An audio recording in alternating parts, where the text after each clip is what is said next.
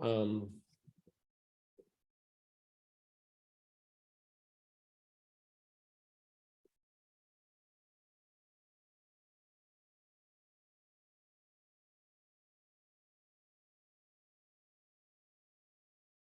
Clean.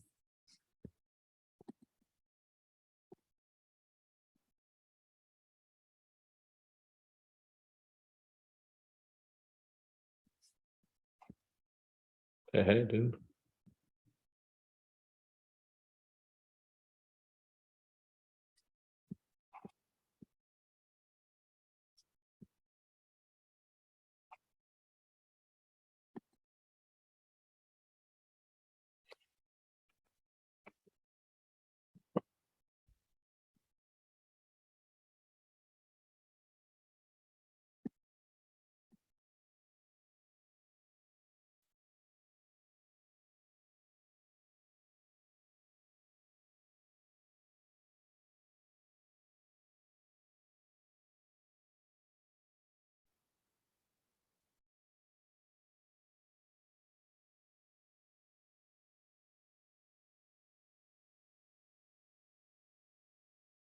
Where the girl at? We get started shortly. Can I call them? Can I? Oh,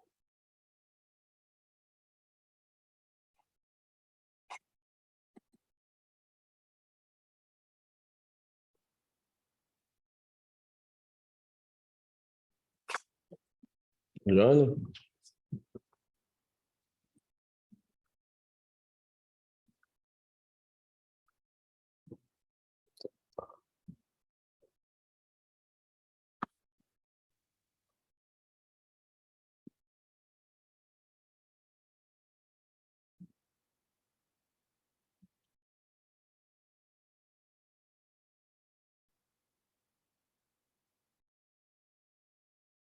I don't know what to do. Shoot. Oh,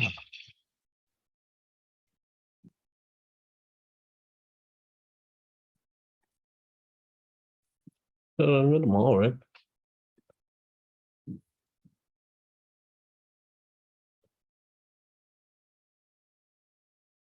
Welcome, everybody. Go ahead and access the slides.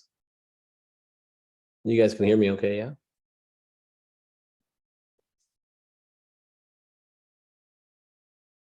Should be able to chat. Give me a hello greeting in the chat if you can. I turned it off and turned it back on like I was supposed to.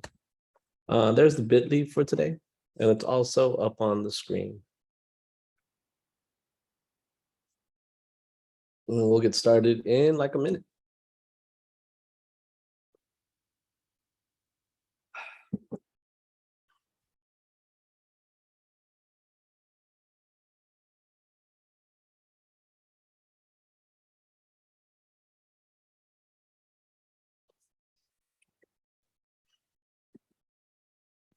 Welcome. I'll put the bit.ly in the chat. Again, you can access the slide deck there. Almitra, welcome. You can hear me okay, Almitra? All right, fantastic. So it is 1:29. It's supposed to start at 1:30, so we will start exactly at 1:30. There's a lot to do today. I'm sure you guys have gotten lots of information.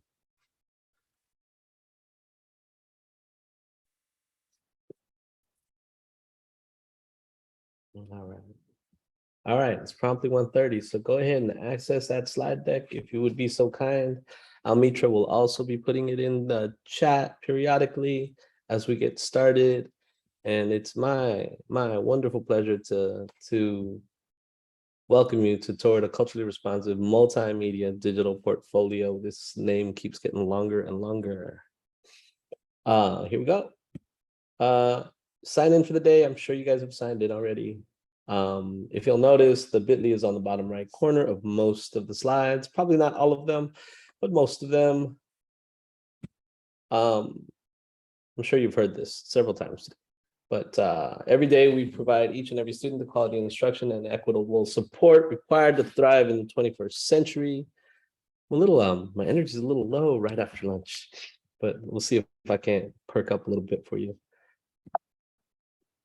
All right, so this is, again, culturally responsive multimedia portfolio. We got a few other folks being admitted in. Intros, let's see, we got I'm Dr. Ricardo Elizalde, and I think you guys, there's a there. That's what I want. In the chat, tell your name, school, and grade, and one thing you're hoping to learn today. Make connections. See if there's people of your grade level or your subject, and see if we can't connect that way as well. And so go ahead and run that through the chat, and Almitra and I will introduce ourselves shortly.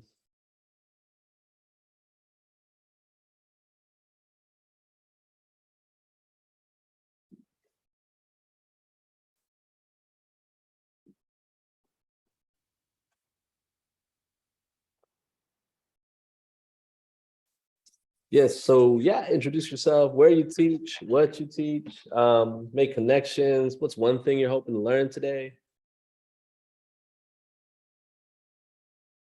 As you guys do that, I think Almitra and I will introduce ourselves. Well, let's give you about a minute.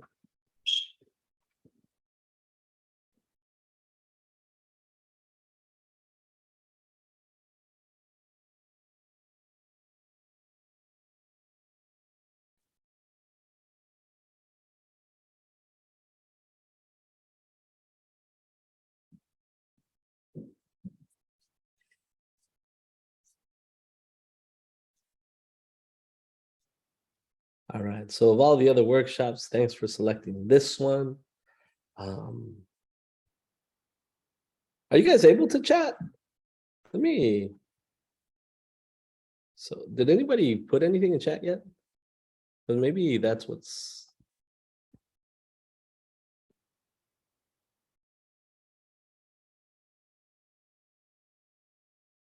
Turn on your mic and tell me if you're able to chat or not, because or actually here, I'll just do this. Yeah, I'm not sure anyone is able to chat, Ricardo. I'm not seeing. Try it now. Andale. Erica, thank you for the hello. We are not speaking to no one. We're speaking to Erica and all of you. I think I was supposed to, I turned it off and turned it back on, but maybe you have to do it several times in order for it to work. All right. We've been adapting to Zoom events all day today, man. All right. So name, school, grade, and one thing you're hoping to learn today. Make connections, read chat to know people in the session that share your greater subject. I think we're gonna get cracking though. Go ahead and answer that. Answer in the chat. We'll read some of those out in just a second. I'm here. I'm Dr. Ricardo Elizalde, Digital Learning Partner, Department of Technology. There's my email and my little bitmoji, and I'm here with. I am Almitra Vaba. I am from KQED, your PBS NPR station here in San Francisco. And I'm so glad to be here, Digital District Day. I think this is like my 4th or 5th time being here. Ricardo, you're sharing not your deck, but just your like screen. It says get started. Oh, Lord. All right. Yeah, and again, we invite you to share your name, your grade, your subject, and where you teach in the chat. And please forgive all of my typos this morning. I had a big lunch, and apparently that is causing me to have a lot of typos. So is that working? It is working. I'm able to see your screen and our. I'm so glad. Thank you. All right. Here we go, man. All right, so we did that, or we're doing that. Let's do we got anybody saying anything in the chat, Almitra? No, so far we've only had Erica. I'm not sure if ever it's, thank you, Gordon. Para at George Washington High School has shared. Right I on. appreciate that. Thank you. Thank you. We're gonna move along, folks. Pop your information in there if you like. Here's the opener. Get a sheet of paper, get a pen, grab a pen and paper on a scale of 1 to 4. 1 equals I don't know. 4 is I can teach the term to someone. All right, ready? Go ahead and launch into this. What do you think a culturally responsive digital portfolio is? Give your score, write your definition. We're not going to do the breakout rooms to discuss in trios. We'll just discuss it out in this big group because breakout rooms are iffy on Zoom events. So we're gonna stick in this one, thankfully not too large group, and yeah. So I'll call you back in 3 minutes. How's that? Yeah, and I'm glad to set the timer. Thanks. That's fantastic. Yeah, and as you do that, if you're feeling so inclined, we'd love for you to continue to go ahead and share yourself in the chat, your name, where you're coming from, what you teach, where at, and if you have something top of mind, what you're hoping to learn in this session.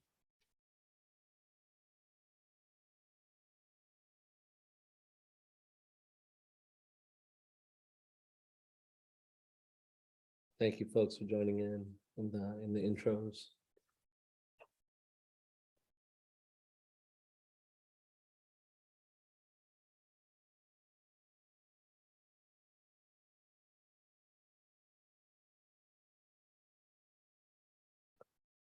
All right, so I'm gonna actually stop sharing for this component, and I'm gonna invite you to open up your cameras, and I'm gonna invite you to, if you have like a 2, I'm gonna invite you to share it like that, and then tell us where you're at as far as what you think a culturally responsive portfolio is. Because part of this is gathering the meaning and making meaning of that term.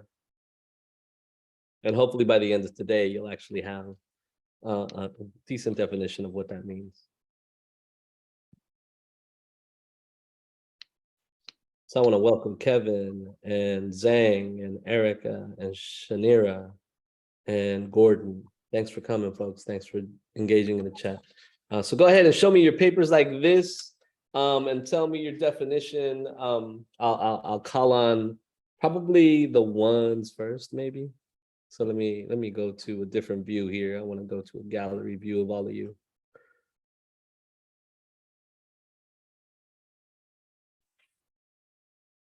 We don't have cameras on though, so it's hard to tell.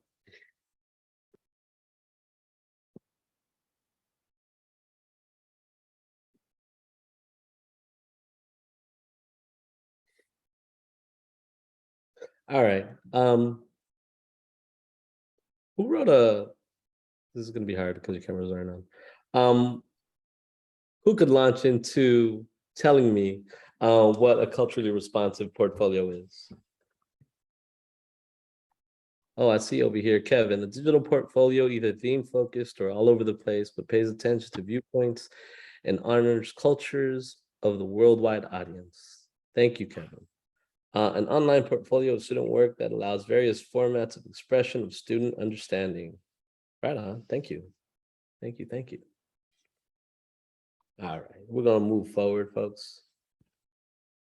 And I'm gonna share my screen once again. Thank you for those 2 definitions, Kevin, and I think it's Gordon, yeah? Oh, shit. All right. So we're gonna go through. So here's the agenda. It's a workshop. So that means towards the end of towards the second half of this, first we're going to make meaning of cultural responsiveness.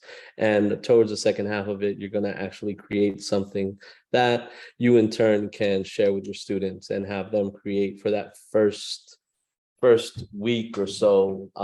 You can launch this in your classroom. So we did the warm openers, we did the intros. We're going to look at some objectives, norms, and an equity frame. This has been part of a year-long professional learning community. So there's a syllabus that I'd like to share with you, although it is up to you how you engage this year, as opposed to in the past, people would launch in at the beginning and try to follow the whole course all the way through. We're going to connect to culturally responsive teaching. We're going to look at the Ready for Rigor framework, Zaretta Hammond's Ready for Rigor framework. And we have KQED here as one of our partners, and they're going to talk about their content connection. And then there's the tools in the workshop part. And we'll get something done today so that you can take it with you. So norms. Braver norms keep liberation for the oppressed at the center, be part of the solution towards liberation, and be present and comfortable in discomfort are some of the braver norms that we have in SFUSD. So if the technology is not working and you're uncomfortable with it, that's okay according to those braver norms. There's an overarching objective, like if this has been in the past a series of workshops geared towards developing a culturally responsive portfolio for yourself first, and then in turn for your students. So this was some of the overarching objectives: create a culturally responsive portfolio that helps to build independent learners in the classroom, create, share, build, and reflect on multimedia pieces, add digital portfolio pedagogy to your teaching craft. Those are some of the overarching objectives. Today's understand the structure and content of this course, apply a lens of culturally responsive teaching to digital portfolios, and you're going to actually build something, make something today. And we're going to try to connect it to culturally responsive practice. Any questions so far? All right, I'm going to move through it then.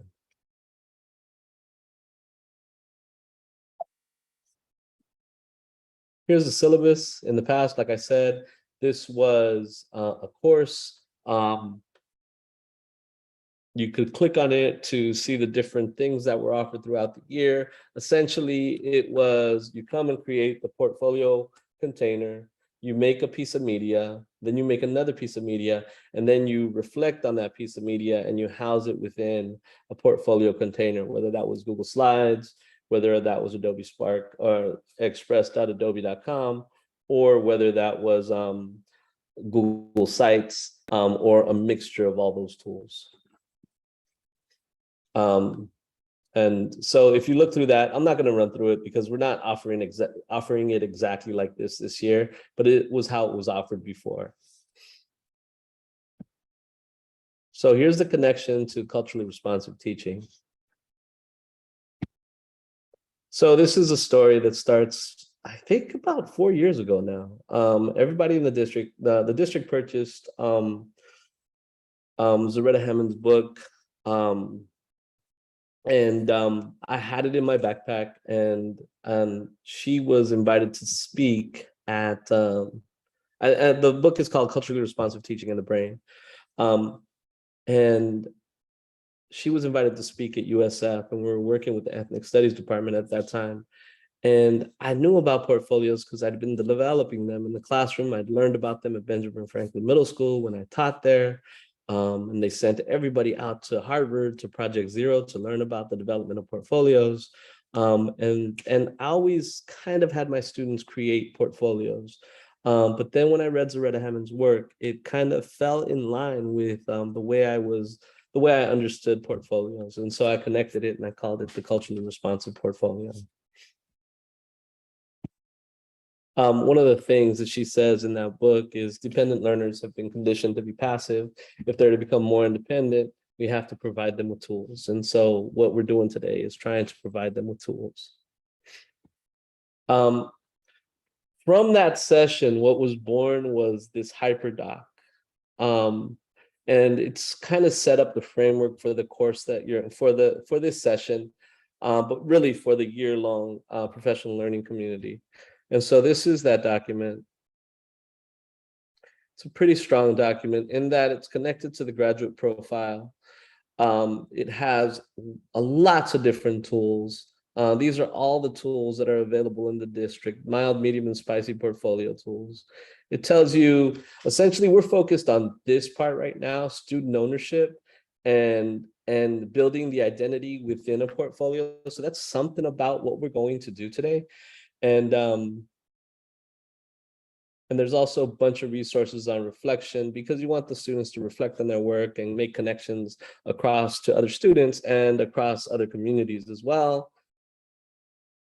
And there's also information on assessments, and a lot of what we do in this course, or we have done in the past in this course, is do a lot with feedback and feedback protocols.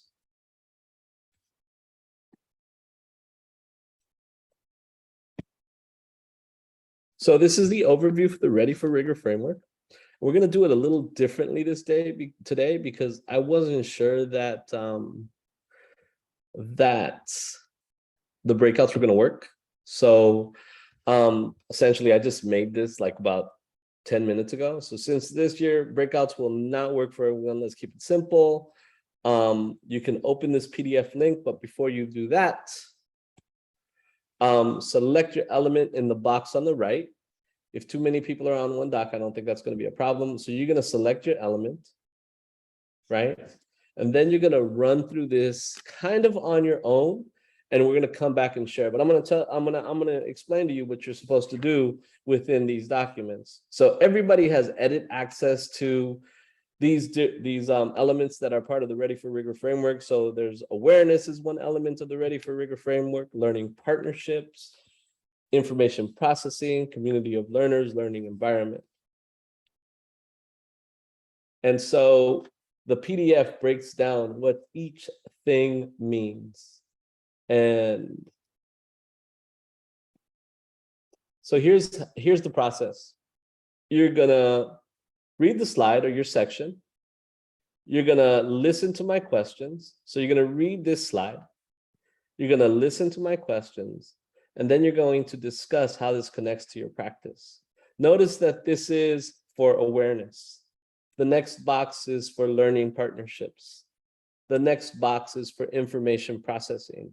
And each have different questions to guide your thinking and to actually have you help access the different things that you've done in the classroom and bring that into the lens of culturally responsive teaching and the Ready for Rigor framework. Community of learners, learning environments.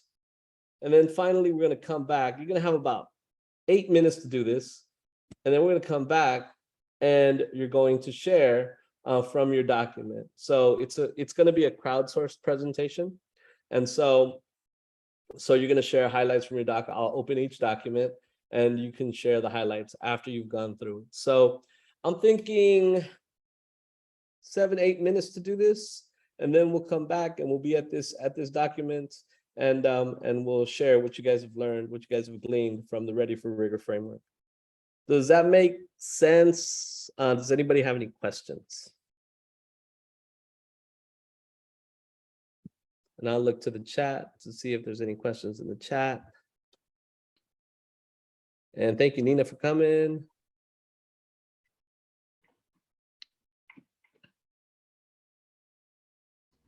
I'm looking for that the rigor framework there. Is that in the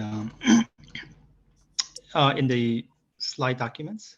It is. It is the PDF link here. Actually, you don't even need to leave. You can do it like this. So the first step is to choose. Let's say you chose awareness, right?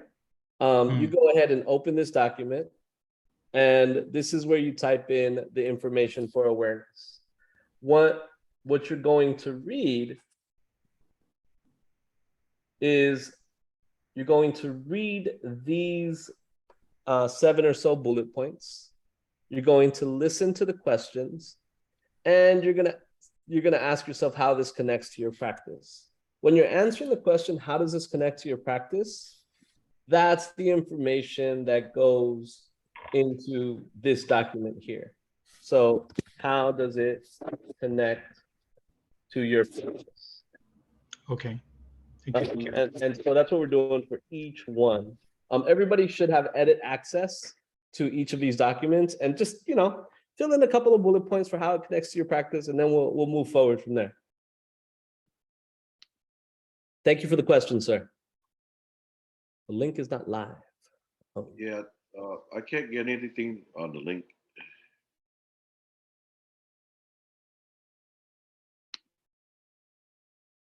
what link is not live? The culturally responsive portfolio PDF link that kind of provides the overview. It looks like it's broken. Let me see if I can pull up another copy. Hold on one second. But Amitra, Yeah. this is that information. So Okay, they so don't open it. They just have to choose an element, and then this is the information that's on that PDF link.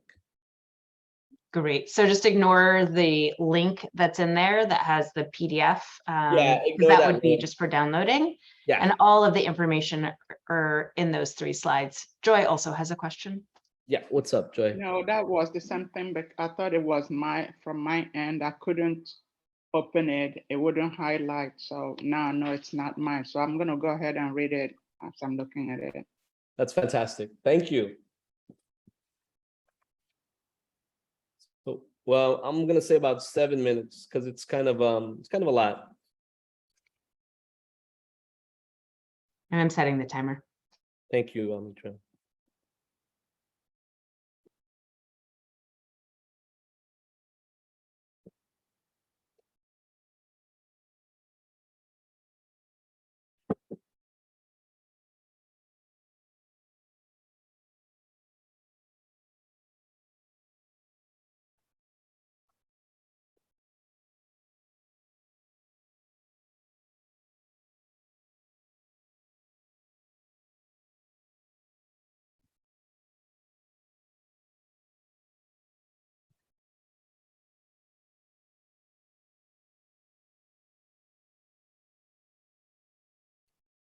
I enabled live transcriptions. Thank you.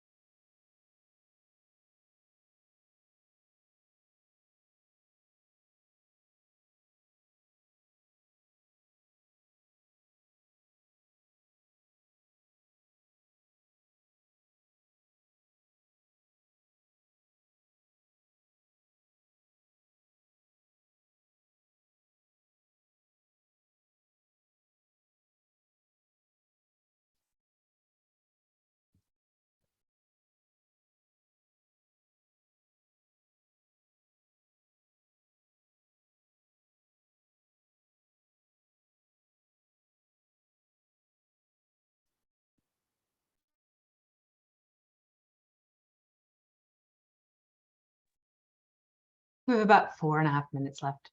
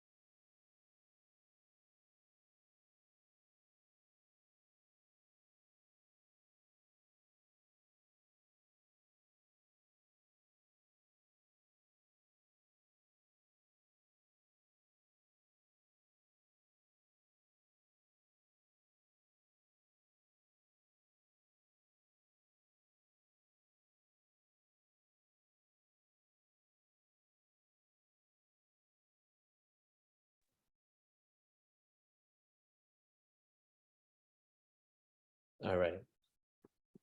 We about ready? We got another minute or so. Yeah, we have about 30 more seconds. All right, we're gonna give it to him.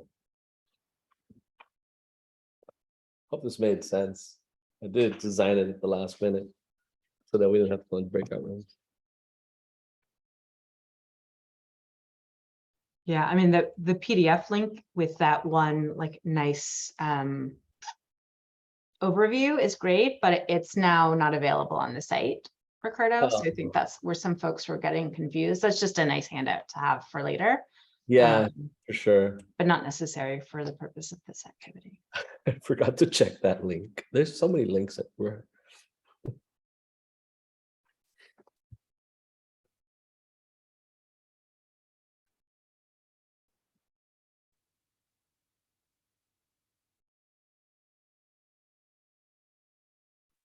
And that's time.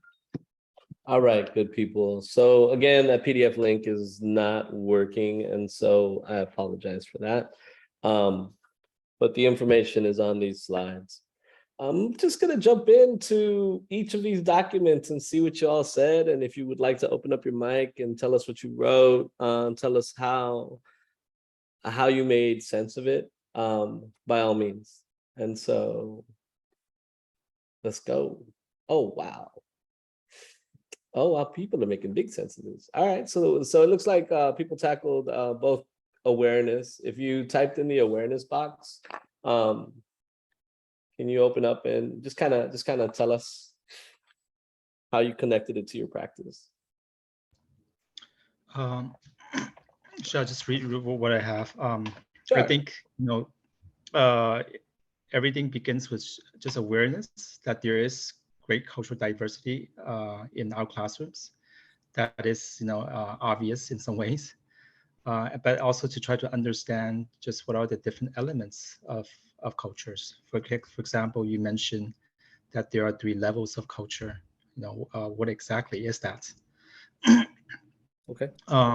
Yeah, so I think, and what are, I try to understand again, what you mentioned, the social political context of race and of languages. Okay. Yeah, I think all these things that you've mentioned in your slide there is useful to understand, to be aware of, and to understand. Great, thank you. Just to clarify, this is not my work, it's Loretta Hammond's work, and I just linked it with the portfolio pedagogy and how we approach portfolios in the district. So thank you for those questions. Let's move over to, does anybody else want to say anything about the awareness piece element of the Ready for Rigor framework?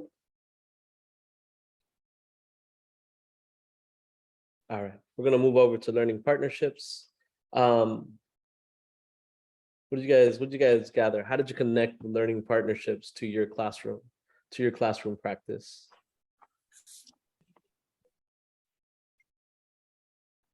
Well, the writing, that one, Ricardo, Kevin Hartsock is mine. When I started teaching in '98, I kind of taught as I was taught, very teacher-centered. But through the course of my teaching, I've tried to shift that balance. And having attended Retta's workshop, it's reimagining my partnership with my students so that I and my students are each bringing what we know to the table, to the classroom. I've got my share of knowledge, but they have their own share of knowledge, and recognizing that and being equal within that, pushing them to go beyond their comfort zone, but also kind of being aware of the stress level of, am I pushing too hard, too fast? And when they just need that breather. And then through feedback and comments and dialogue, teach them how to clarify, improve upon their use of evidence and reasoning to support their claims, which is a big part of science writing. Fantastic. Thank you. Thank you. All right. Well, let's move forward. Let's see if you guys jumped into any other documents. I believe this was the awareness document. Let's see if learning partnerships. All right. Nobody.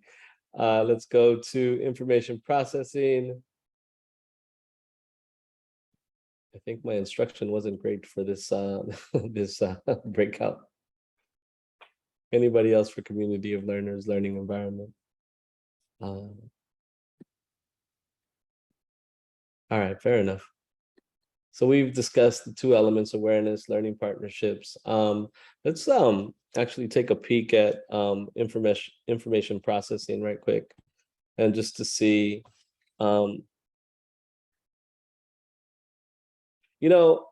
me, for example, the way it fit into my practice this past year for information processing.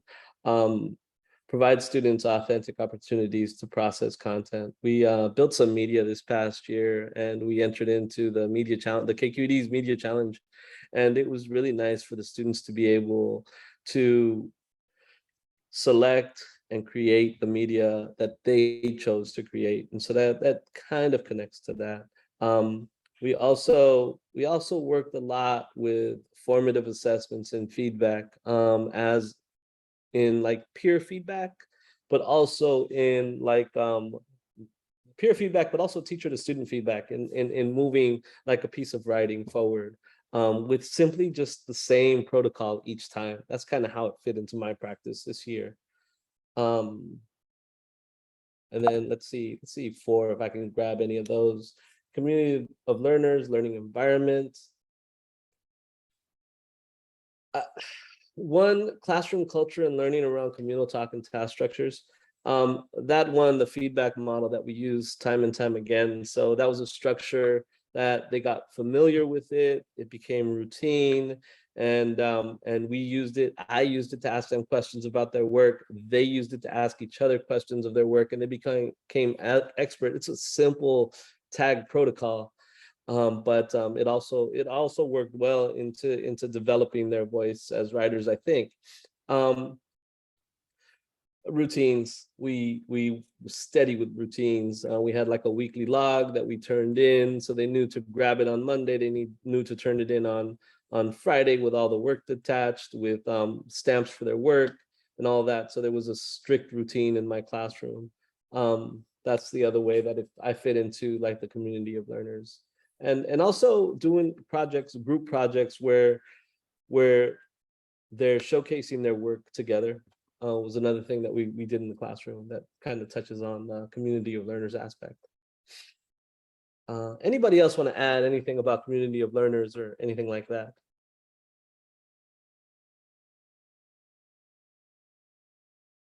All right, we're gonna move forward. Yeah, Almitra, what do you think? Should we move forward? All right. Thank you for engaging, folks. These are the different partnerships in SFUSD. Again, this is kind of an informational meeting for that professional learning community to see if there's desire to follow a few more of these workshops. There's the 5th grade portfolio toolkit that has lots of resources, and then there's this is actually a project that we pulled back from a little bit, but we'd been working with the physical education department for the past 3 years to develop portfolios. And you could hit that link if you like, and it'll take you to there, and it'll have all these links. Actually, if you do hit that link, I want to show you something actually. Here's the link. Here's the information of the different projects. Some are ongoing, some are not, but this was the PLC, and this was all the information for this professional learning community. This was done about 2 years ago, and the information is still pretty current. I'll use most of this. If you notice, like session 1 resources are similar. I remix the stuff when I do it again, but not, we don't remix it completely. It's still like some really strong pieces in there. Am I presenting on a big screen, or is it? Can you see my desktop, Almitra? I can see your desktop. Okay. Let me go back to.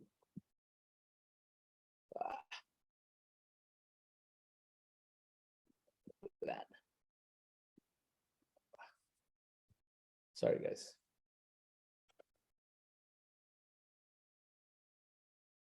All right, let's try this again.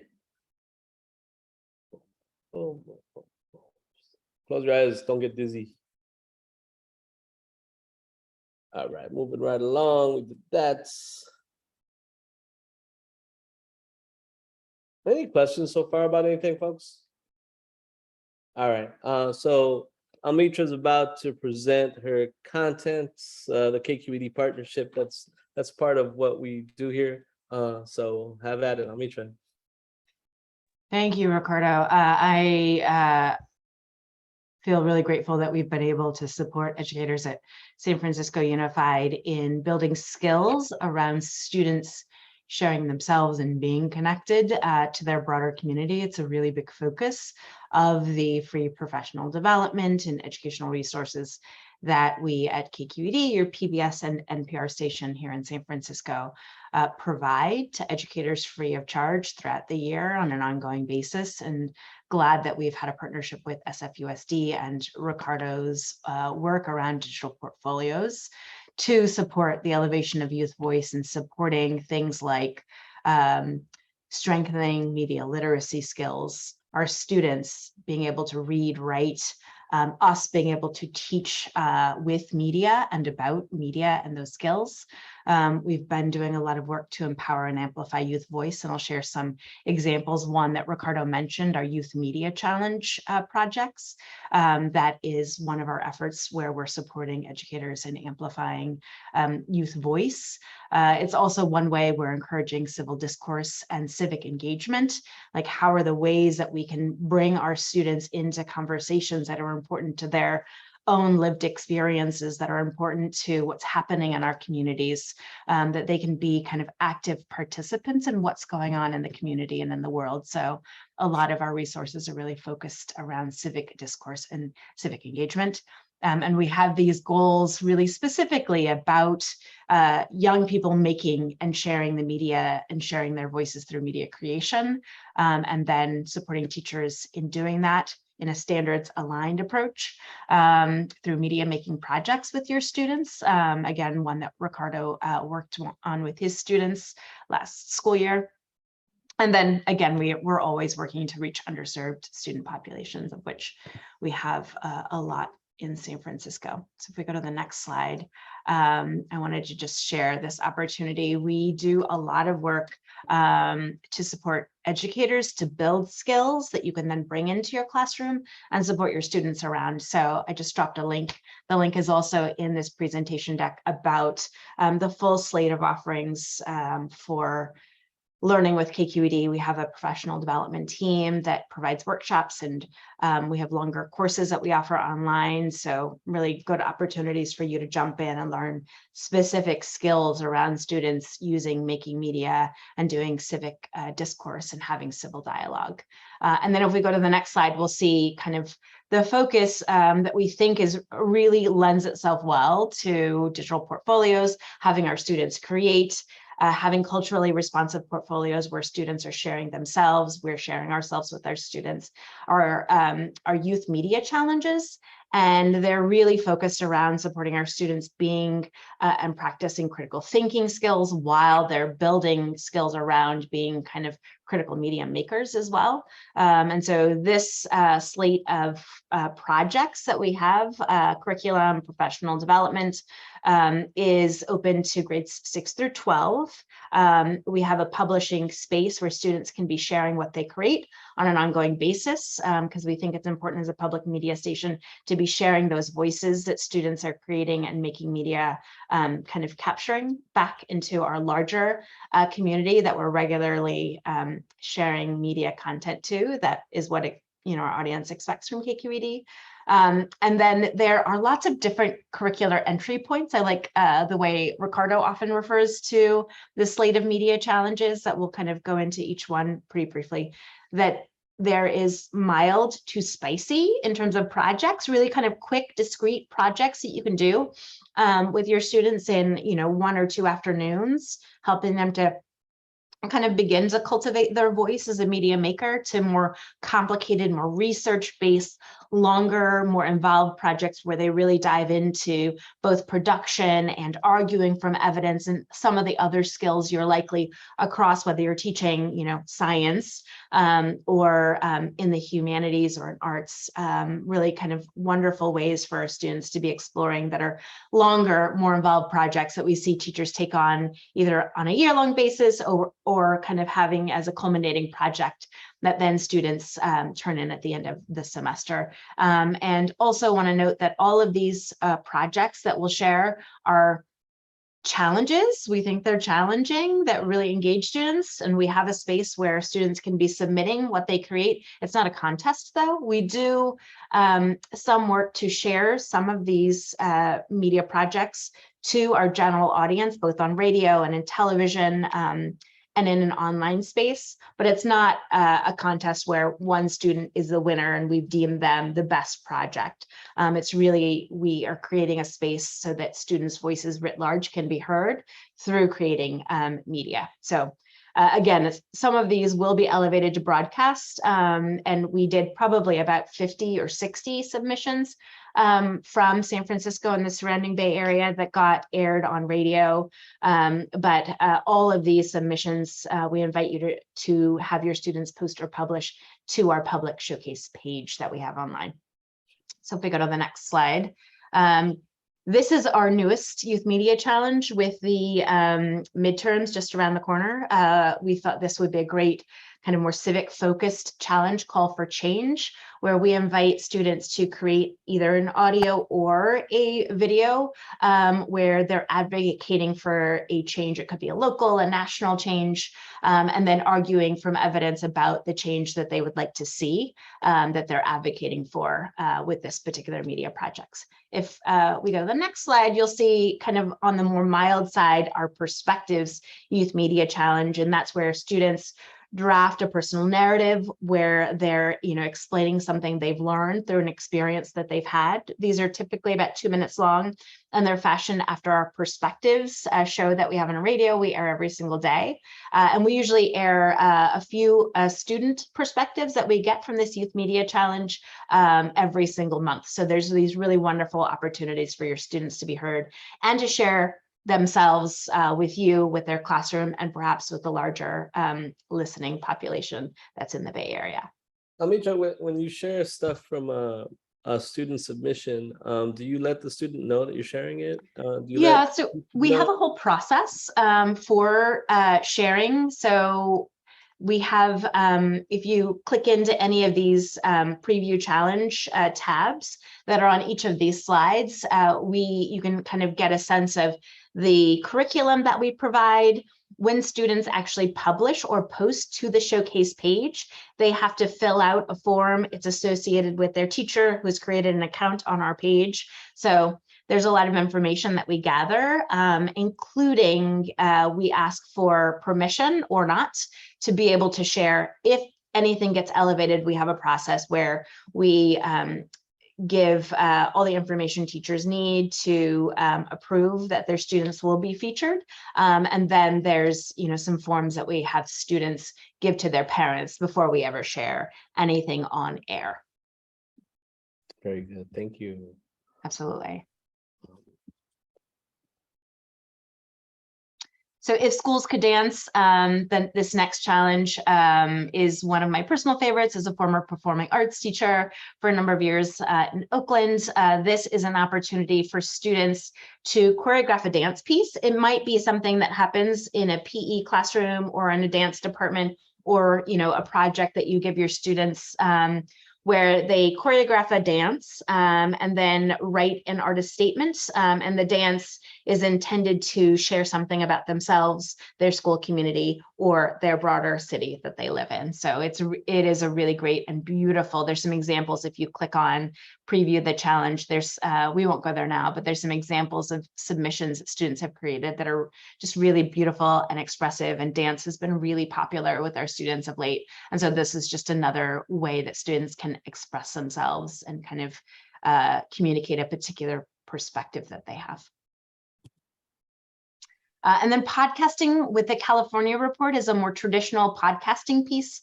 Again, this is an opportunity for students to have some choice around what it is that they're going to tell a story about. So we invite students to create a more traditional radio piece on a topic. It could be something that you're focusing on in your classroom. Again, if you're, a science teacher, you might have something that you're inviting your students to create a specific audio story around, where they're conveying some information, communicating something that they've learned, and then add ambient sound and some other elements to kind of bring it to life. Engineering for Good is our STEM-based youth media challenge, where we invite students to look at and explore the engineering design process to solve a real world problem, and then use either an image or a video to communicate the solution that they've come up with. There's a whole curriculum around this. We've seen teachers do this a lot of different ways, but we have a pretty robust curriculum to support doing a project like this. And then political cartooning is an original one-panel political cartoon that we invite students to either hand draw or create digitally to communicate, some aspect of politics. Again, it could be local, national, international. And this one, we've seen a lot of success with history teachers, social studies teachers, as well as arts and journalism classes bring in and do, and it can be really fun. Kevin's asking, including bioengineering? Including, likely there could be some application for bioengineering. I have a theater background, but I'm glad to, if you're wanting some support for thinking about how you might bring this into bioengineering, I'm glad to connect you with my colleague who supports science and STEM educators in doing media projects. So again, there's this whole slate of youth media challenges. I think I forgot the slide where it highlights our science documentary challenge. That also might be a great one for bioengineering or any of the sciences, where students create a video around some science phenomenon. Again, that could be kind of very open-ended, where you're inviting students to make a choice, or you can give them a specific topic that they're creating a video around. For the last one, which you'll find on our site, but I somehow deleted the slide where I talk about the science documentary youth media challenge.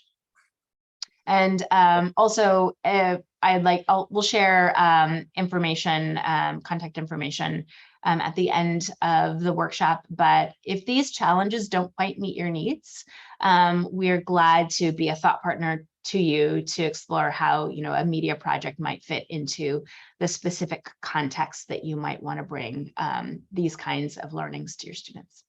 And the idea within a digital portfolio is that this is the beginning of like a conversation. So you have the piece of media that you've created, but then you also have the students reflect on the process in the portfolio. And so the next time they come across a piece of media that they're creating, whether it's a picture that they took or some sort of video that they made or some sort of podcast that they made, they could begin to connect the dots of themselves as these people that are literate in this century, right? That's the idea behind creating the media and then putting it into a container like a digital portfolio. So tools we're going to use to build your portfolio. And yes, students have access to all these tools as well. And I think that folks present, like Adobe Spark presented on these things, the variety of medias KQED is providing is impressive. Yes, it is impressive. It's quite the, and it's also quite the platform for students to engage with media as well. So yeah, please look into it and use it. And their resources are really classroom ready as well. I used them last year, and I ended up not changing them all that much. They were ready to go as they presented them. So tools we're going to use to build your portfolio. So generally, we've done different things with different tools throughout the years. This year, I think this PLC should focus on Adobe Express and creating images on Adobe Express, making videos on Adobe Express, and also building out web pages on Adobe Express. And that web page becomes the portfolio. And then also a Google Drive folder. I think it can work in tandem with Adobe Express as students develop these things.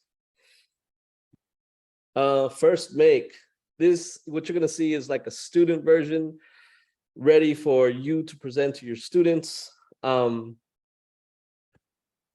before we get there, I wrote out these instructions yesterday, and then I'm just gonna talk through them a little bit. So have your student create a Google Drive folder and title it first name portfolio 2223. Example is Ricardo portfolio 2223. The reason that they're doing this is because they might have, so everything doesn't have to be digital. But you can make it digital, right? So like if they have like this piece of art that they drew and they drew it on a sheet of paper, you could simply take a picture of it and then they can put it in their Google Drive folder. And when it comes time to have a portfolio development day, like maybe once every 3 weeks, once every 4 weeks in your class, then they can go to that folder and find the artifacts that they've been collecting. So I created this this getting started doc, and I'll open it in just a second. But then step 4 is edit it as you see fit, as makes sense for your classroom. You're gonna post getting started doc in Google Classroom, and you're gonna make a copy for each student. You're gonna instruct students to save getting started doc into their Google Drive portfolio folder. Because once you send it via Google Classroom, they need to make sure that they put it someplace that they can find it, because you're not going to create a new one all the time. Let's see. So and then review getting started doc with students. And so now you could open the template preview, and you get this document here, and this is the getting started with portfolios. You're going to go ahead and use template, and then you'll have your own copy of this document, but I'm just going to talk through it right quick. There's a definition for students for portfolios. This year, we'll be creating portfolios to document our learning journey throughout the year. A portfolio is a space where you set goals, collect your work, reflect on it, and connect your learning to your home and other spaces where you learn. And we are all learning all the time. Let's try and capture some of it. And so the first piece we're going to create today, and we're going to create it within this workshop today, is an About Me collage brainstorm. And so after you go ahead and make a copy of the template there, you're going to answer these questions. What are you listening to? What are you watching, playing, and making? What brings you peace? What brings you joy? What kind of a learner are you? And what do you want people to know about you? And you're going to answer those questions right here in this box. And then you're going to look at the answers to these questions. And you're going to go down here, and you're going to just make a list of the images that come to mind when you see the answers to these questions. Let's before you go off and do that for me, let's see. So today's workshop trajectory, you have the getting started doc. I just introduced that to you. You're going to create a collage based on that first information about you talking about yourself. And then we're going to create a portfolio container and add our first artifact, which is this collage. All right, so this is now the student-facing deck. And so now you guys put on the lens of a student. Are we ready? Oh man, time's going by quickly. About Me collage. About Me collage. This is for you and your students, yeah? Create collage, reflect on collage, and share. Open getting started doc. There's the template preview. And go ahead and take about 3 minutes to jot some ideas down. You can either open the template preview or just write this down on a separate sheet of paper. It's fine. I'll engage as well. We'll just take 3 minutes to do this.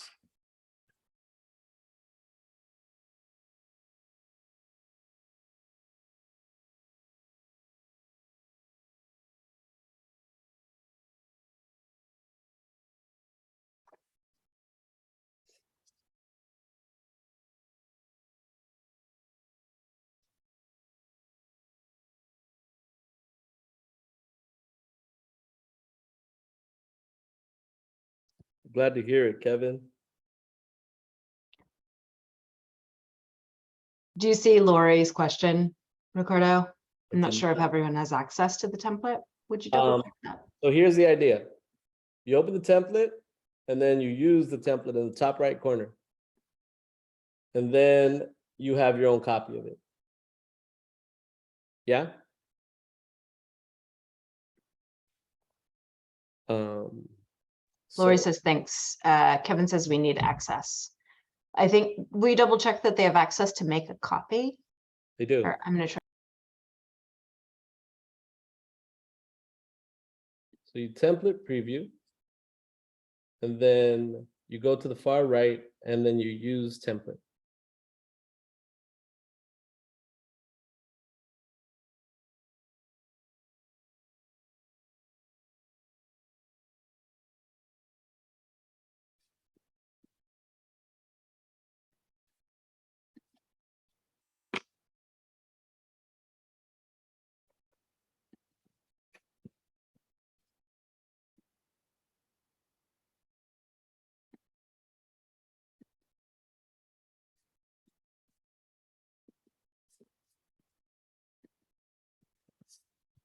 There you go. I made you one, Kevin. Have at it.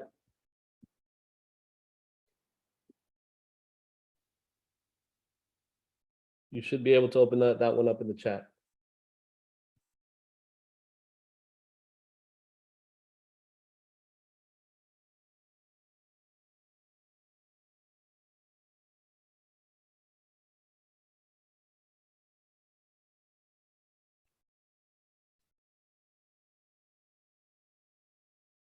All right.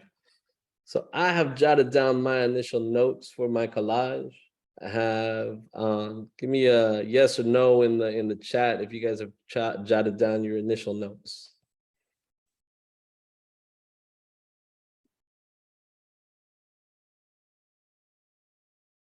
All right.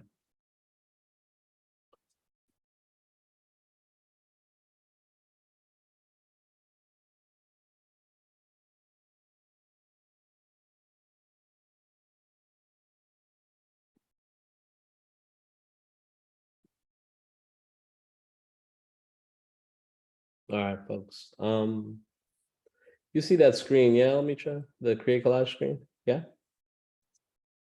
Yes. All right. The next step is really simple.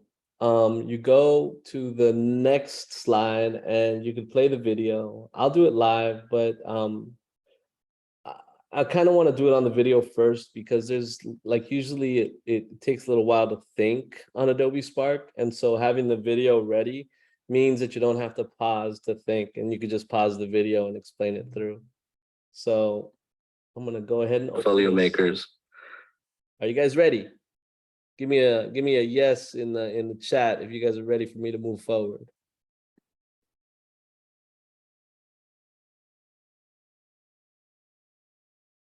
All right, cool. Thank you, Lori. Thank you, Gordon. All right, we're gonna play the video, and the video is essentially asking you to do. Thank you, Mikal. Let's go create it. In this video, I'm simply going to walk you through the construction of the About Me collage. First, you need to answer the questions on the digital portfolio About Me page, and then proceed to. I can't make it big.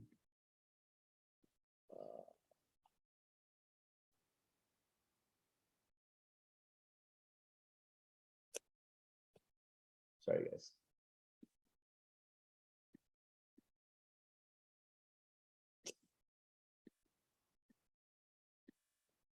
I mean.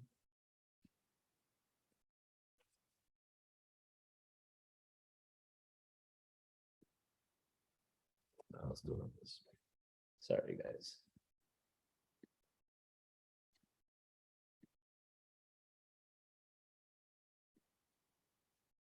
I'll fix it in a bit. Portfolio makers. In this video, I'm simply going to walk you through the construction of the About Me collage. First, you need to answer the questions on the digital portfolio About Me page, and then proceed to the next step. So go to spark.adobe.com and sign in with your district credentials. Continue with Google. I'm going to choose myself, and I'm going to select Enterprise ID. And of course, you could pass this along to your students. You could explain it to them, and then you could explain it to them once, and then they have the video to kind of back up your instruction. Once I'm logged in, I have a variety of things to choose from to create. I can create a collage, a web page, slideshow, presentation, Instagram post, or a portfolio. I'm going to select collage. And then very simply, I'm going to look at my brainstorm and I'm going to upload pictures that have to do with my how I learn, or well, one thing is how I learn. So let's say learn. And I'm going to stop it there. And I'm going to suggest that if you're ready to go build it, go ahead and build it. We're going to take about 5 minutes, 7 minutes to build it. I'm going to continue playing the video and then I'm going to do a live walkthrough of it. So just if you can start, go ahead and start. If you need a little bit more instruction, hang on and we'll give you a little bit more instruction. We'll differentiate that way. Does that make sense, folks? Select this book. I play football with my son at nighttime, so soccer. And I can select this image. And so on and so forth, until you have selected maybe 6 to 8 images that you can generate your collage with. And you can see the selection of pictures that I've chosen. Some of these were my own pictures, so I uploaded them. And some of these came from the bank that Adobe Spark provides for you. Then I select next. For this piece, I think I want to make it a square. And I'm simply going to say next.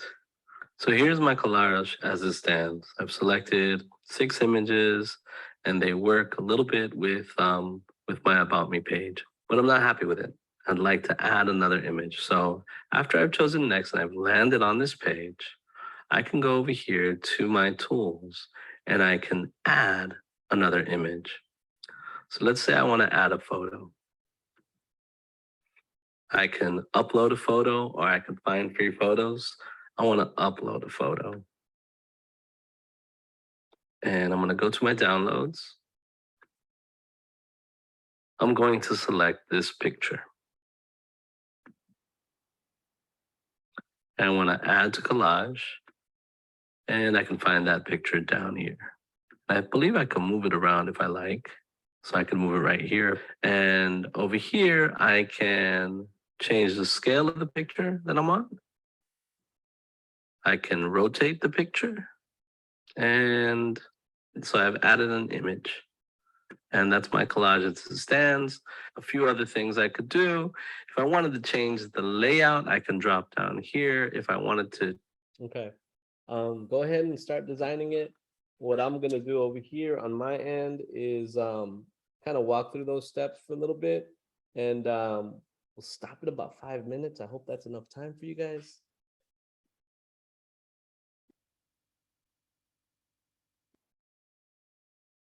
All right. So I'm going to jump over to express.adobe.com. It looks a little different now. I'm already logged in. I'm going to come over here to the plus and I'm going to select collage.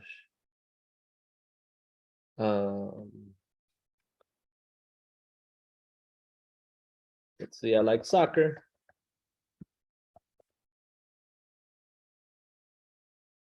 Select this one. I like telling stories.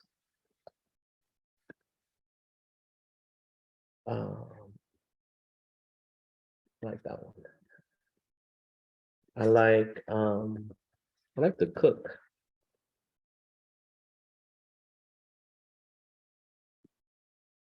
Nothing I make comes out that fancy, but here we're gonna choose that.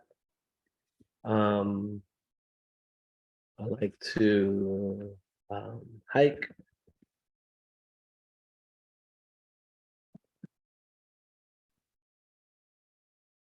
And I like I love my family.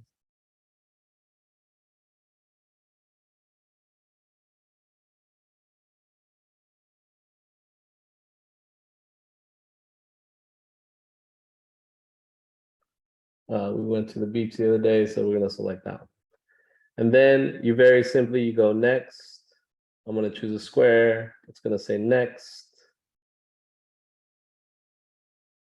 If I wanna move it around some, I can.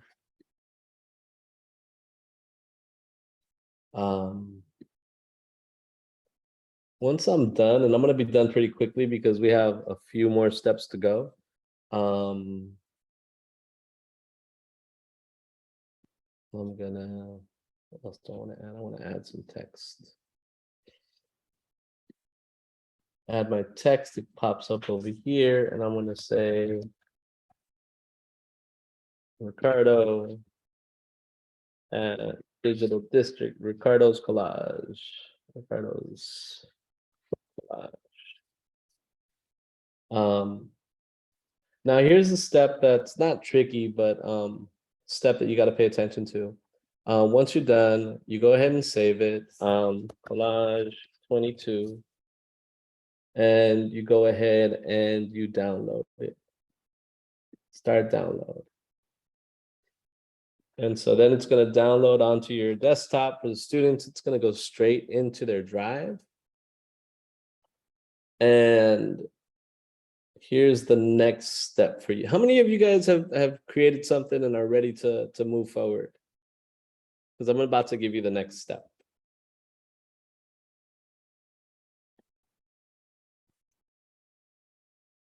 Okay.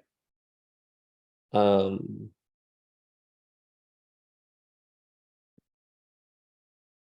right, so we're just gonna skip to the shared slide deck. Let's see if we can get this done. It's 2:39. Okay, so I'm gonna say go ahead and stop your process on Adobe Spark. If you're there already, stop it, and then download your image, however it came out. It's fantastic, and then you're gonna go to the shared slide deck on slide 60. I'll make sure you're able to see this deck. Yeah. I am.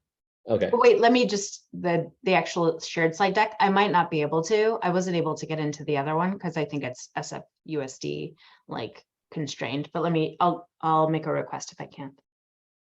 Okay. Oh, I'll open it.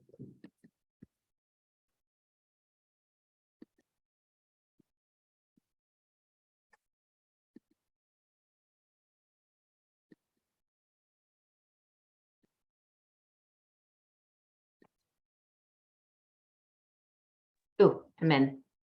All right. Oh, there's some things in there already. Cool. Are there? Well, those from me though.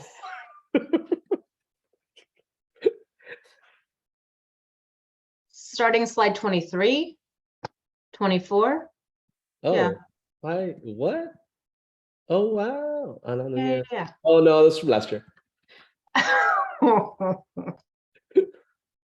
right. So I'm gonna walk through how to do this. So I've downloaded it.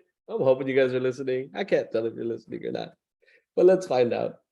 I'm gonna add my name, Ricardo, and then I'm gonna add my graphic that I just made. I'm gonna say insert image, upload from computer. I got lots of different downloads. So, oh no, not so many.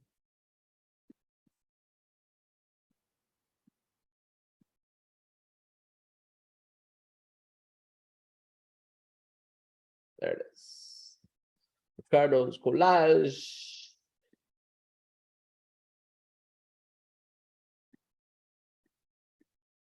And then I would talk through my collage. So now it's your turn. You guys are still listening to me. I know it's long. I know it's a long day and we're all starting school soon. So I know it's a lot.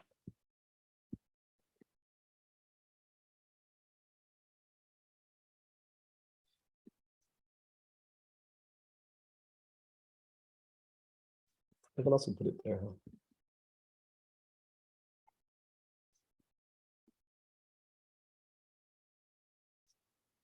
I'm gonna put the shared slide deck in the chat just in case that might be helpful to you. And just pick a slide and add your graphic.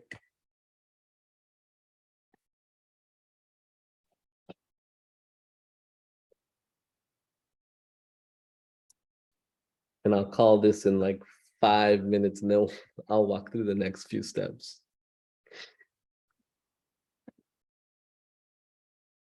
And let me know if you need more time and all that. I hope I'm not rushing you.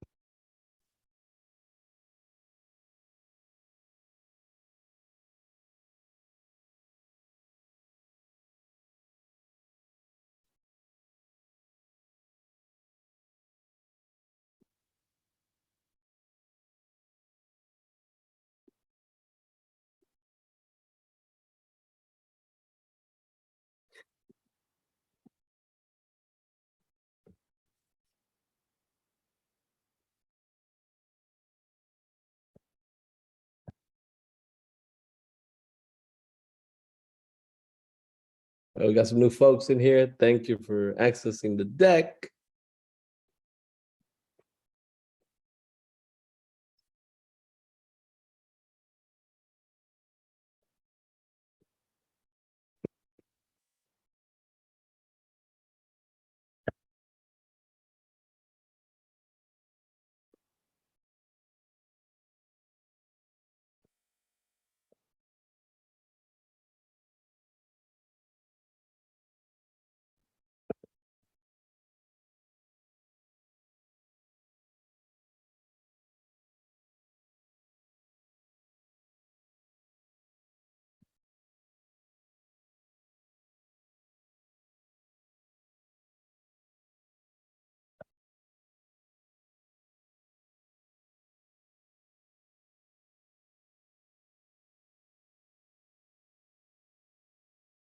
Oh, we see people.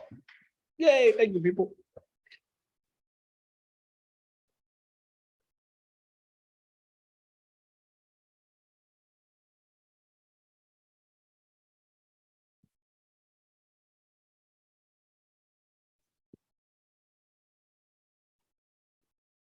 You guys are lovely. I'm heartened by the people showing up on the shared slide deck.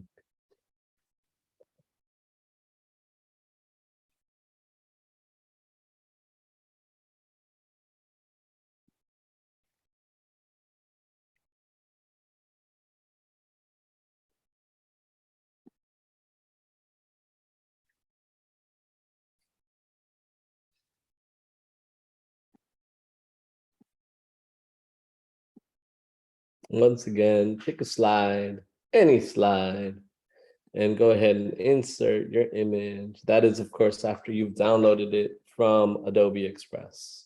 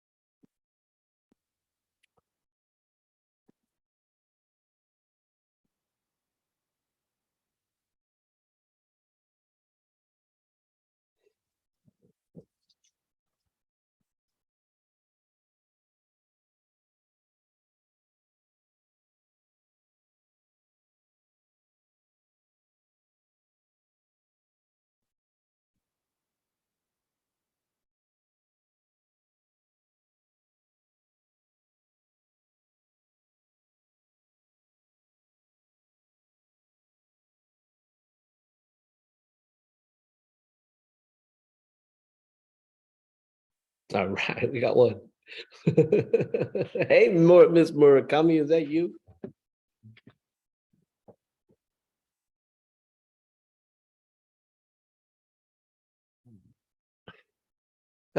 Thanks for engaging, Laurie.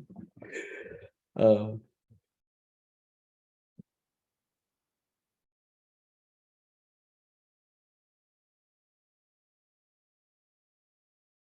right, cool. Because I don't want to run out of time, and I want to get through the last pieces, which is putting this artifact in your actual portfolio that you're going to build out with yourself this year and then with your students. Glad it's fun, Laurie. Really glad. Laurie, do you want to say a thing or two about your collage?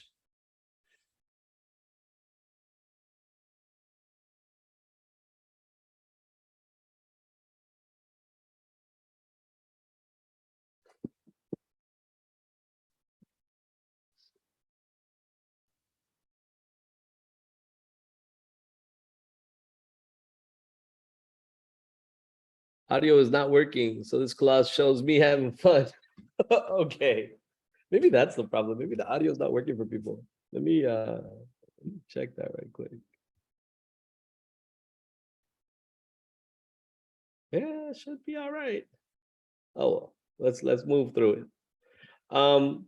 So we have a few more collages there, and the thing is, I kind of want to wait for you guys to do your collage because then you'll have something to put into the next space. I'm not sure why the audio is not working, Laurie. I thought it was.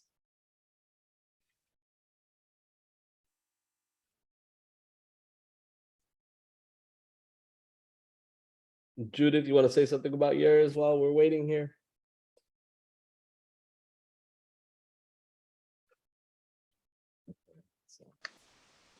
I think I'm kind of lost. You got it in there, so not really. Yeah. I think it's pretty. I mean, about what we're supposed to be doing. I was playing around with Adobe and wasn't really paying attention. So It happens. It happens. Well, we're supposed to make a collage that reflects ourselves and the learner that we are. And that could be, it doesn't have to be a completed collage right now. You could complete it as, when you come back to it. But for right now, just having some sense of how to make the collage. And then also you have the video to kind of back up that part of the instruction. So that's kind of where we're at. So you put your name on the slide and we're supposed to share and everybody say something about the collage that they made. But really I want to get to the next part and we have about 25 minutes left. So I'm thinking like 20 minutes left. So thank you, Judith. Do you want to say something about your collage?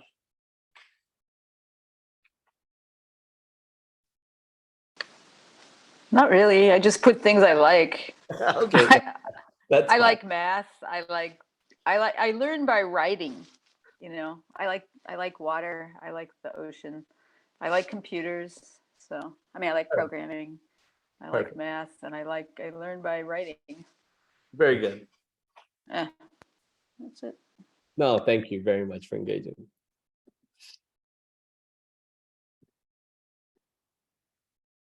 That's with Ricardo. Yes, fun times, Lord. Okay. All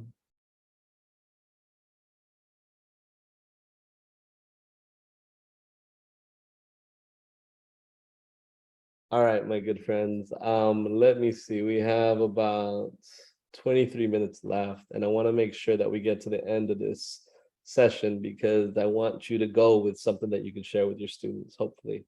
And remember, the videos are there to back you up. And I'm also an email away if you need more help with getting this off the ground in your classroom. The idea is that we're creating collage about the kind of learner that we are, the kind of things that we like, and having that be like one of the first artifacts that we're going to put on our portfolio. Then the idea is this. So I'm going to go ahead and call this a success. We got 2 collages. but I'm going to move forward if that's okay with everybody. And then maybe at the end, we'll have a few more minutes to finish up everything. So now we're going to create the portfolio page. You're going to create it at express.adobe.com. You're going to add a collage and a reflection to the web page. So you're going to add the collage that you made, and then you're going to share, you're going to publish and share the link. And that's it. And we've done the first part of creating the first artifact and then the container. And we've connected it with Zaretta Hammond's work because we're talking about the self. We're bringing the identity of the person into the portfolio. I also want you to see the video tutorials on the bottom right. Because again, you need to teach some of this to your students. You need to run through so you could answer some questions, but then the videos are there to back you up a little bit. So there are all these video tutorials that I created, and it goes into how to start, the header, instructional video, the collage, instructional video, adding audio to the collage, an instructional video. And so any of these 3 or 4 pieces you could give to your students, and they in turn can do some of this work. So I'm gonna go run through this part, and I'm gonna create my collage on Adobe express.adobe.com. So here I go. So I'm gonna go back to this icon, and I'm gonna go here, and everybody can see. I'll make sure everybody can see this. Yeah. Yes. Okay, thank you. Mhm. So we made the collage. I want to say something about Adobe Spark. They have this list of things that you can create, but really it's only 3 things. One is the graphic, one is the video, and the other one's the web page.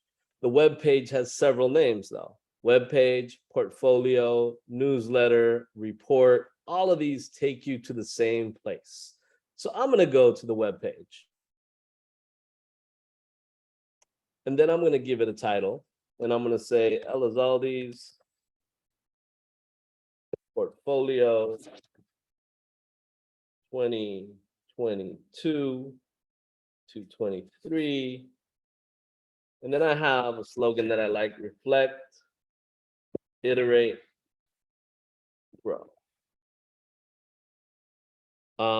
I can add an image from Adobe stock. I'm gonna put portfolio and see what happens. I like the pens, so I'm just gonna select the pens. And that's gonna be my opening banner page. Yeah? Then scroll to start writing your story. I'm going down, actually I'm gonna move down to this plus right here. And I'm gonna go to split layout, which is the far right option. I'm gonna add my image, and I am going to upload. And very simply, I'm gonna grab my piece that I just designed.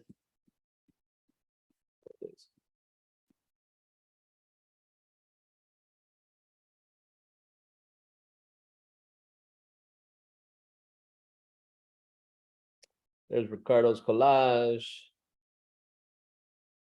And then I am going to add text. We skipped a little bit of a step, and the step that we skipped was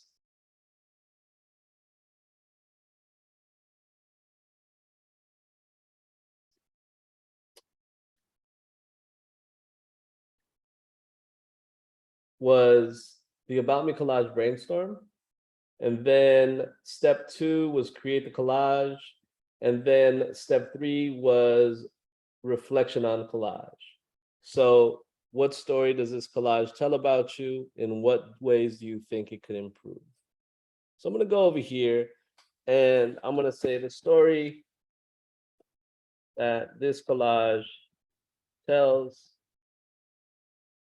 about me is that I like to tell stories, hang out with family,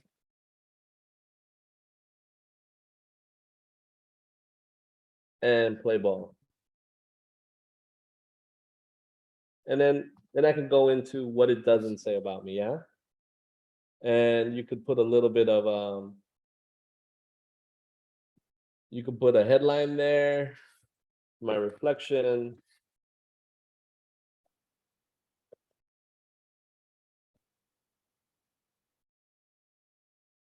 And you have essentially started your portfolio. This does not have to be a work that is completed in one day. It is a work that progresses as you go through the year. You want to have like a Google Drive folder where kids are taking snapshots of their work, where they are doing any number of things, collecting artifacts as they go through their year. And then you bring them back here, maybe once every 3 weeks, to put some more information in. Maybe it's a piece of media, maybe it's a picture that they took, maybe it's a collaborative group project. And you keep inviting them back to this space to continue to develop these pieces. Once you're done there, so let's look at the Digital District Day thing. So create at adobeexpress.com. I created it. I added my collage and a small reflection. And now my next step is to share. And so I go up here to share.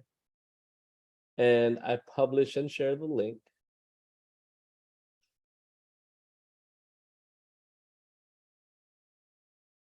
Continue without brand. Once I am ready for it, it automatically puts in the photo credits that you use. You create link.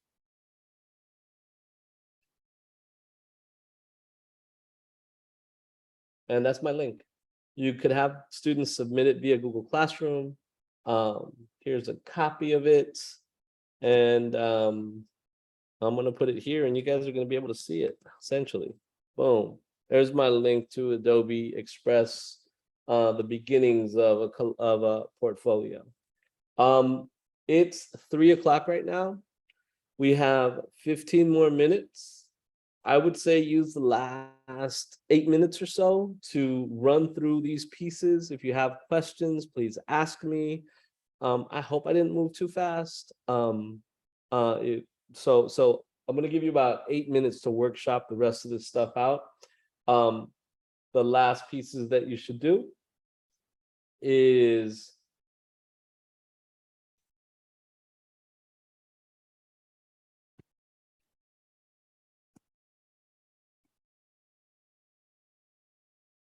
go ahead and finish creating your collage.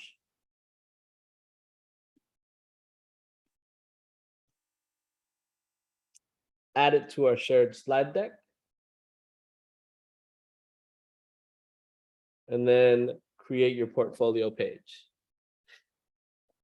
And we have Joelle Tidwell. Is it okay if I share it with the folks? Yes. Yes. All right. I'm trying to Cool. figure out where to put it in your thing. Oh, this is great. Thank you. Thank you, thank you, thank you. So you downloaded the Adobe, the collage. Yes. Fantastic. And now add it to your, so are you sure how to create a page? You want me to walk through that again? Yeah, that would be great. All right, let's go. All right, so I'm gonna go to the beginning, right? So get this screen in front of you. And In then Adobe. in express.adobe.com. Okay. And I'll put the URL in here. I've got Adobe open already. I just thought we were putting it in your slide deck. Oh, shoot. Oh, that's right. I did ask you to put it 2 places, right? Here. Can I put it in on the shared slide deck? And then we Yeah. go through the Adobe part? Okay. Yeah, So great. you're gonna be on slide 10. Computer. No, that's not it. Insert image.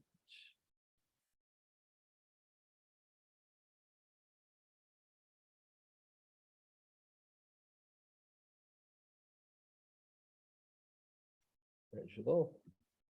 All right, you're on slide 10. Go ahead and write your name. Well, you already wrote your name, so you're done. You've added shared slide deck. Thank you. Thank you. Let's go to Adobe Spark. So you go to plus. You go down here to web page. And then you add a title. Could be as simple as Tidwell 2022-23. And then you could add a subtitle if you want. You don't have to. And then you hit the plus and you add an image. And then you scroll down a little bit more, and that's where you add the split layout. You put Okay. your graphic on the left side. Yeah, I then- watched you do that with the pencils on yours. The only thing I missed was the very first step. Okay, cool. The Okay, plus sign. Yeah. so you're good. Sorry. You got it? Yeah. Thank you so much. No, yeah, you're welcome. You're welcome. Super fun. Glad you got through it. Anybody else you guys need my help for any of this workshopy part? I'm more than happy to run through any of these steps again.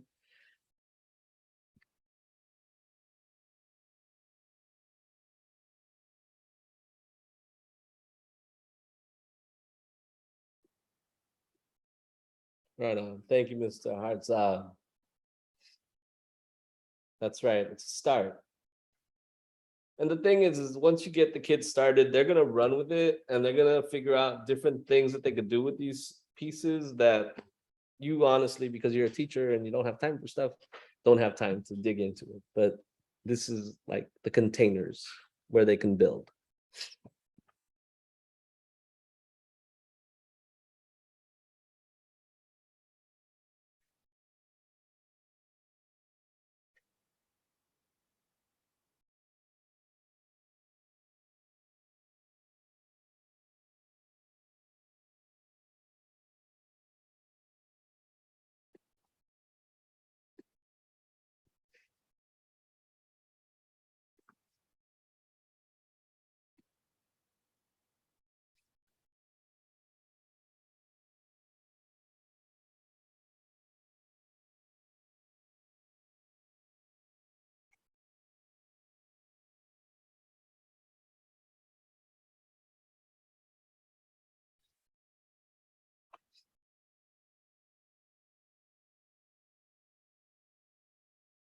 All right, I'm gonna say about 2 more minutes and then we're gonna start closing up shop.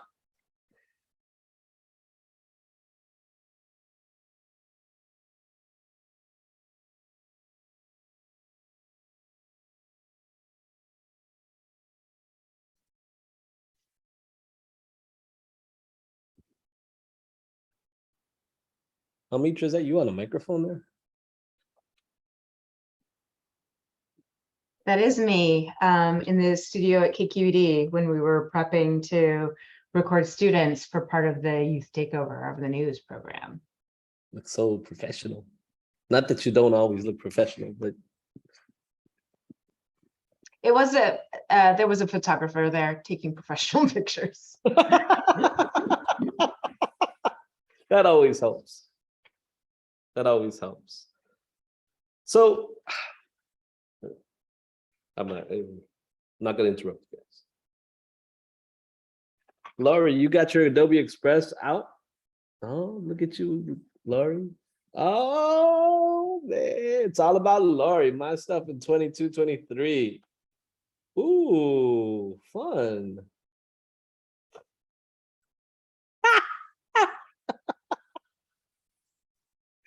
I love Laurie brought the sense of humor today.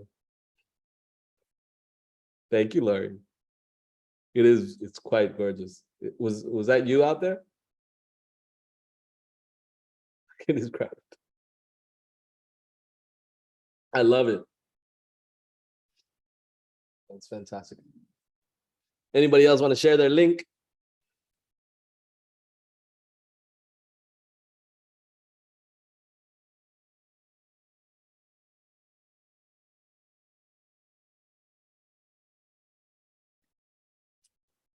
All right, good people.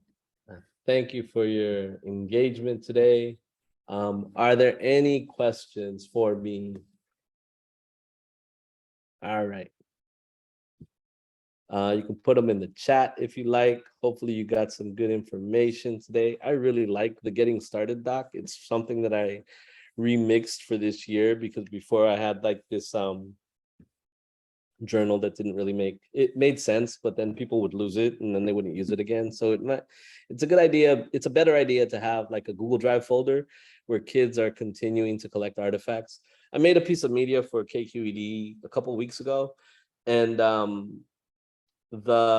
had the idea of what I was going to create before I actually went to create it. So I made like this video, and so I was taking pictures and I was taking a little bit of footage before the actual day of the event, and so I had pieces that I could use. And so you might tell folks, tell students to do just that, is to collect images of something they have in mind to do, and then put them in that portfolio folder.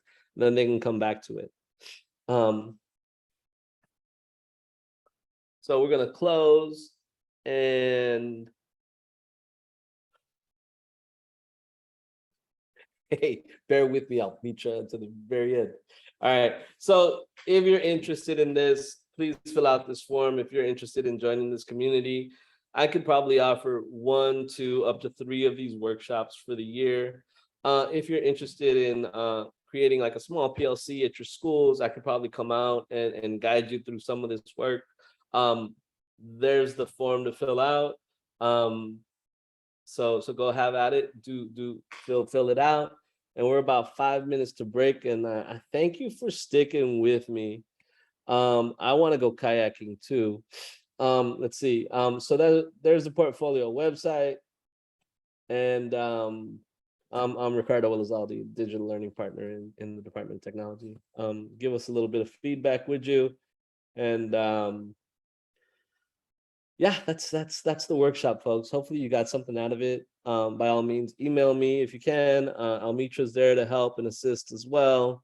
And we'll move you guys either through the portfolio creation and development and continuing with it throughout the year, and then the media development as well. And I think a good idea is to concentrate on one tool and let kids be fully versed in that one tool. And then, you know, and then from there you can take it to a different tool. And actually it's a tool that everybody has access to, which is also very important.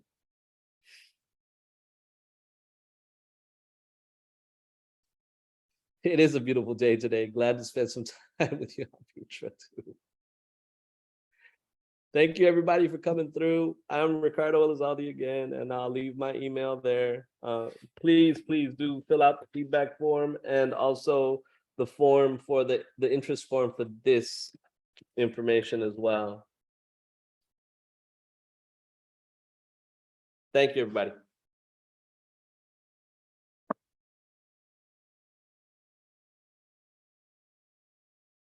Gordon, thanks for coming through today.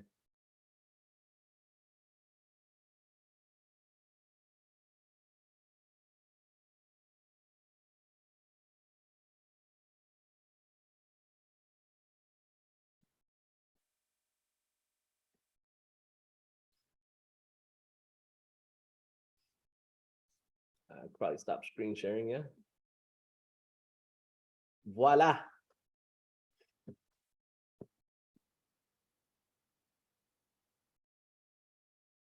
Thank you, Kevin. See you guys. Have a good Bye. year. Yeah, take it easy. You have a good year. Wow. Oh, wait, I can't hear you. Let me stop.